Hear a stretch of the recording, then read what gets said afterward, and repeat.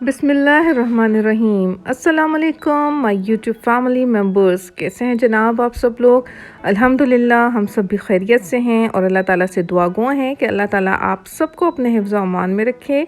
आप लोग जहाँ रहें खुश व खुर्रम रहें और आपकी औलाद सेहत और रिस्क में बहुत बरकत हो और अल्लाह आपकी तमाम परेशानियाँ दूर करे, आमीन। तो चलिए जनाब, आज स्टार्ट करते हैं हम अपना व्लॉग, जिसमें मैं आपको बताऊंगी कि हमने कौन सी डिशेस बनाई और क्या क्या खाया और क्या क्या किया अपने इस वीकेंड पे। तो जनाब, मेरा वीकेंड स्टार्ट हुआ 9 AM से। इससे पहले बच्चे और उनके बाबा अपनी अपनी डेस्टिनीज़ की तरफ चले गए थे, यानी बच्चे अपने स्कूल्स की तरफ चले गए और बाबा अपने काम की तरफ, और मुस्तफ़ा जो हैं वो सो रहे थे। तो मैंने सोचा कि अपने सुबह के ये काम निपटा लूँ, क्योंकि फिर बाद में करना मुश्किल हो जाएगा। तो मैंने चने और रेड बीन्स रात को भिगोए हुए थे। सबसे पहले मैंने वो बॉईल कर लिए, क्योंकि गैस भी सिर्फ सुबह के ही टाइम अच्छी आ रही होती है या फिर शाम में आती है, तो फिर सारे दिन काम मेरा लटक जाता है। इसलिए मुझे अपनी सुबह को जो है बहुत एक्टिव करना पड़ता है।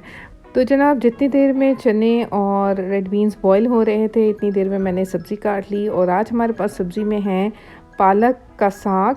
ये सरसों का साग है, जो कि बहुत ज़्यादा हेल्दी भी होता है और बहुत डिलीशियस भी होता है। लेकिन इस बात का बहुत ज़्यादा ख्याल करना पड़ता है कि इसको बहुत अच्छी तरीके से वॉश किया जाए, क्योंकि इसमें काफ़ी ज़्यादा मिट्टी होती है। तो मैंने इसके थोड़ा सा पार्ट जो है वो अलग से बारीक काट के रख लिया था, और ये मैं पकौड़ों में डालती हूँ तो ये बहुत अच्छा टेस्ट देता है। और बाकी सबको मैंने अच्छी तरह धो के और अपने ही इसके पानी में इसको बॉईल कर लिया था, यानी मैंने सिर्फ चूल्हे पे रखा तो इसने अपना पानी खुद छोड़ा और ये नरम हो गया। तो मैंने इसको ब्लेंड कर लिया और फिर मैंने उसके बाद इसका मसाला बना के इसमें इसको डाल दिया, और आलू के साथ मैंने इसको बनाया है, जो कि बहुत ज़्यादा मज़े का बनता है। आप लोगों ने ज़रूर ट्राई करना है। मैंने ऑयल लिया यहाँ आधा कप, और उसमें मैंने डाल दिया ज़ीरा और प्याज बारीक कटी हुई। साथ में डाल लें चंद अदद हरी मिर्चें, 3 से 4 मैंने हरी मिर्चें ली, और थोड़ी सी मैंने लाल गोल मिर्च ली। ये डाल के मैंने इसे थोड़ा सा फ्राई कर लिया। फिर मैंने इसमें ऐड कर दिए क्यूब्स में कटे हुए आलू। अच्छा जी, ये आलू डालने के बाद फिर इसे थोड़ा सा फ्राई करके, और इसमें टमाटोज़ मैंने फ्रेश कटे हुए डाल दिए। 3 से 4 मीडियम साइज़ के आप टमाटोज़ ले लें, और वो इसके अंदर डाल के इसको मैंने गलाना है, नरम करना है। थोड़ी देर ढक्कन रख के इसको मैं हल्की आंच पे गला लूँगी, और उसमें काफ़ी हद तक आलू भी गल जाएंगे। जी, यहाँ पे फिर मैंने इसके ऊपर थोड़ी देर के लिए ढक्कन रख दिया था, और ढक्कन रखने के 5 मिनट के बाद जब मैंने इसे देखा तो इसमें काफ़ी हद तक टमाटर भी गल चुका था और 60% तक आलू भी गल चुके थे। अब इसके बाद मैं इसमें बेसिक स्पाइसेस डालूँगी, जो कि हम आम घर में इस्तेमाल करते हैं।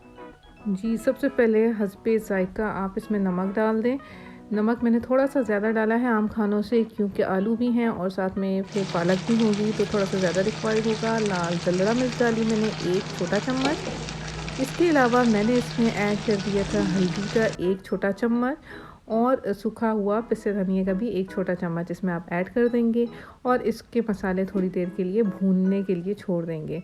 जब ये मसाले भुन जाएंगे तो फिर इसके बाद हम इसका अगला स्टेप करेंगे। जब तक मसाले भुनते हैं, मैं आपको ये बात बताती हूँ कि हमारे लिए पालक कितनी ज़्यादा बेनिफिशियल है, हमारी हेल्थ के लिए कितनी अच्छी है, खून की कमी दूर करती है, जिसे हम आयरन डेफिशिएंसी कहते हैं या एनीमिया का प्रॉब्लम कहते हैं, वो इस पालक को खाने से रिज़ॉल्व होता है। अगर आप वेट लॉस करना चाहते हैं तो पालक को ज़रूर अपनी डाइट में रखें, क्योंकि ये ऐसे हार्मोन्स जो कि भूख का लेवल बढ़ाते हैं, उनको कंट्रोल करते हैं और जल्दी भूख नहीं लगती, तो उस लिहाज से भी ये बहुत अच्छी चीज़ है। और अब ये मसाले भुन गए हैं, अब इसमें मैं वो बॉईल की हुई और ब्लेंड की हुई पालक ऐड कर दूंगी और इसे मिक्स कर दूंगी। फिर इसको भुनने के लिए कुछ 15 मिनट के लिए छोड़ दूंगी, इसके ऊपर ढक्कन रख दूंगी। थोड़ा सा हरा धनिया और हरी मिर्च मैंने इसमें डाल दिया है। तो जब तक जनाब इसकी फ़ाइनल लुक हमारे सामने आती है, तब तक मैं आपको इसके कुछ और भी बेनिफिट्स बताती हूँ कि ये हमारे लिए कहाँ कहाँ पे फ़ायदेमंद है। अब 40 जो ऑस्टियोप्रोसिस के मसले हो जाते हैं, कैल्शियम इंटेक इतनी प्रॉपरली नहीं की जाती, तो मसले मसाइल बढ़ते जाते हैं। तो उसके लिए भी पालक अगर आप लेते रहें तो इन मसाइल से बच सकते हैं। विटामिन सी होता है इसमें, इम्यूनिटी पावर होती है। ये रोज़ रोज़ के नज़ले ज़ुकाम और बुखार जो हो जाते हैं आपके अंदर इम्यूनिटी पावर की कमी की वजह से होते हैं, तो अगर आप पालक को अपनी डाइट में रखेंगे तो बहुत ज़्यादा उसके फ़ायदे होते हैं। प्रेग्नेंट लेडीज़ के लिए तो बहुत अच्छी चीज़ है, मैंने तो अपने बच्चों के टाइम पे बहुत ज़्यादा खाई है। ब्रेन डेवलपमेंट के लिए ये बेस्ट चीज़ है, बहुत अच्छा ब्रेन डेवलप करती है क्योंकि इसके अंदर विटामिन B6 है और बर्थ के वक्त जो डिफेक्ट्स होते हैं उसे प्रोटेक्ट करते हैं। तो ये फॉलिक एसिड और फोलेट जो है कमी, वो हम टैबलेट से पूरी करने की कोशिश करते हैं, लेकिन ज़्यादा बेहतर ये है कि हम हेल्दी डाइट के साथ इसको लें। तो ये सारी चीज़ें हैं जो बहुत ज़्यादा फ़ायदा देती हैं, दिमाग, दिल और आँखों को बहुत अच्छा करते हैं, आपकी BP को मेंटेन रखते हैं। तो ज़रूर इसको अपनी डाइट में रखिएगा। जी तो जनाब, एट लास्ट यहाँ पे हमारा मज़े का आलू पालक का सालन तैयार हो गया है, जो कि बहुत ही ज़्यादा टेस्टी था। इसको मैंने red and green fresh chillies और थोड़ा सा हरे धनिए से गार्निश कर दिया था। थोड़ी देर में इसने मज़ीद अपना ऑयल भी छोड़ दिया था और इसका टेस्ट ऐसा था कि जैसे इंसान मलाई खा रहा हो। बहुत से लोग इसमें ऐड करते हैं, लेकिन ये मलाई ऐड करने के बग़ैर ही बड़ा ज़्यादा मज़े का था। जी, अब आप देखिए मेरे घर के हालात, जो कि काफ़ी ज़्यादा ख़राब हुए हैं। मुस्तफ़ा सुबह बच्चों के साथ उठ जाते हैं और घर खूब ऊपर नीचे करके फिर सो जाते हैं। तो अब मुझे सारी सफाई भी करनी थी और कपड़े भी धोने हैं। तो मोहम्मद तो जल्दी आ जाएंगे क्योंकि मोहम्मद के हो रहे हैं एग्ज़ाम्स फाइनल। तो वो आएंगे और फिर वो या तो पढ़ाई शुरू कर देते हैं या खाना पीना या कुछ भी जो उनकी मर्ज़ी होती है वैसे कर लेते हैं। बहरहाल जब तक मुस्तफ़ा सोया हुआ है और मोहम्मद नहीं आता तब तक मैं सारी सफाई कर लूँगी। यहाँ पे सबसे पहले मैं ये रूम साफ़ करती हूँ क्योंकि बच्चे काफ़ी ज़्यादा यहाँ पे रहते हैं और काफ़ी ज़्यादा क्लटर करते हैं। तो यहाँ की सफाई हो जाने के बाद मेरा दिल बड़ा मुतमईन हो जाता है। साथ में मैंने वॉशरूम भी धो लिया और फिर अब मैं जाऊँगी बाहर की सारी सफाई कर लूँगी। टीवी लाउंज और जो दूसरा कमरा है वो भी काफ़ी ज़्यादा गंदे हो जाते हैं बच्चों के खेलने से। कहीं पे इनके बैट्स पड़े होते हैं तो कहीं पे इनके बॉल्स होते हैं तो कहीं इनकी विकेट्स होती हैं और मुस्तफ़ा भी अपनी पार्टिसिपेशन करते रहते हैं।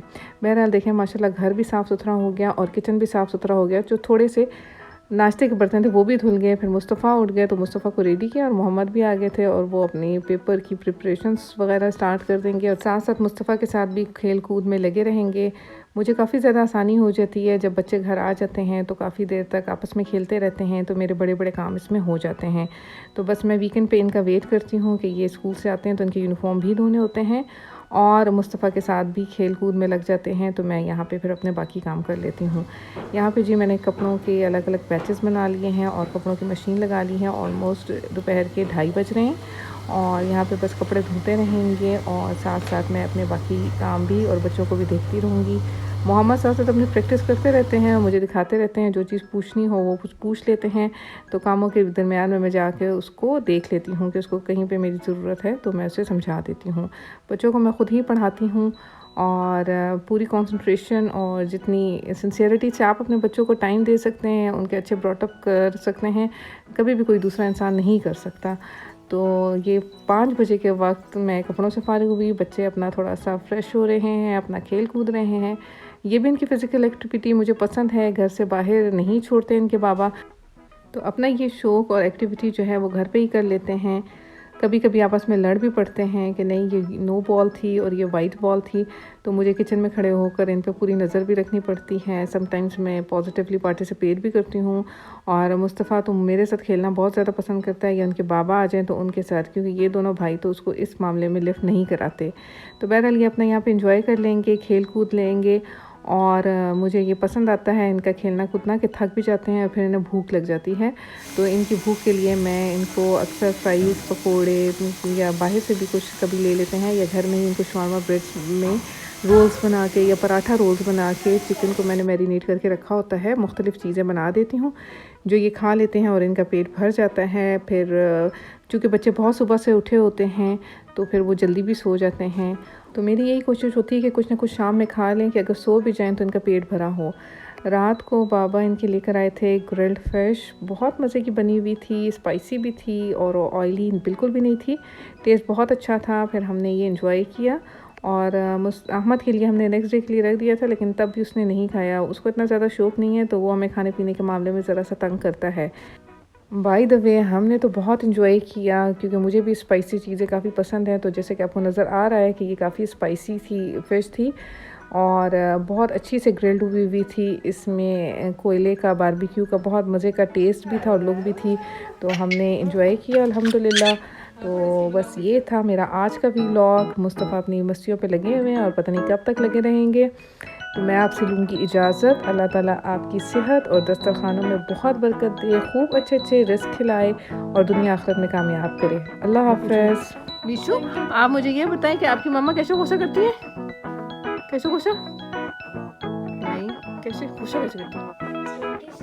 हाँ, ऐसे कैसे?